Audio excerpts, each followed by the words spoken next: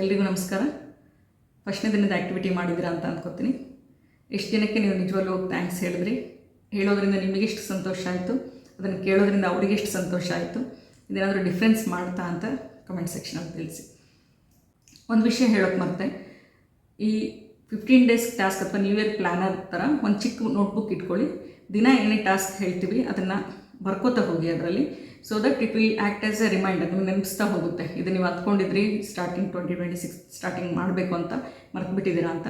So ಆ ಒಂದು ನೆನಪು ಮಾಡಲಿಕ್ಕೋಸ್ಕರನಾದರೂ ಒಂದು ಬುಕ್ಕಲ್ಲಿ ಬರೆದಿಟ್ಕೊಂಡು ಅದನ್ನು ಮಧ್ಯದಲ್ಲಿ ನೋಡ್ತಾ ಇರಿ. So that will continue with the activities through out the year. Okay, ಶುಭೋದಯ. ಇನ್ನು 14 ದಿನಗಳಷ್ಟೇ ಉಳಿದಿದೆ, 2025 ಮುಕ್ತಾಯ ಆಗಲ್ಲ.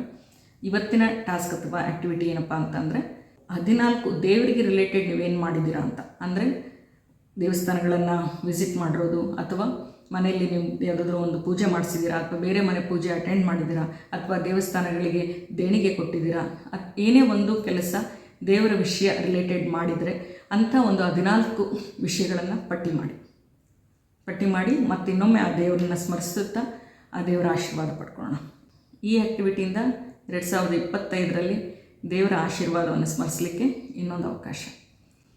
ಇನ್ನು 2026ಕ್ಕೆ ನಾವೇನು ಮಾಡಬೇಕು ಅಂದರೆ, ಅಟ್ಲೀಸ್ಟ್ 14 ಭಾಳ ಇಂಪಾರ್ಟೆಂಟ್ ದೇವಸ್ಥಾನಗಳಿರ್ಬೋದು, ಅಥವಾ ನಿಮ್ಮ ಮನೆ ದೇವರಾಗಿರ್ಬೋದು, ಅಥವಾ ಯಾವುದೇ ದೇವಸ್ಥಾನ ನಿಮಗೆ ಇಂಪಾರ್ಟೆಂಟ್ ಅನಿಸಿರುತ್ತೆ ಅದನ್ನು ನೋಡಬೇಕು, ಅಲ್ಲಿಗೆ ಹೋಗ್ಬಿಟ್ಟು ದೇವರ ಆಶೀರ್ವಾದ ಪಡಿಬೇಕು ಅನ್ನೋದೊಂದು ಲಿಸ್ಟ್ ಮಾಡ್ಕೊಳ್ಳೋಣ ಇವತ್ತು.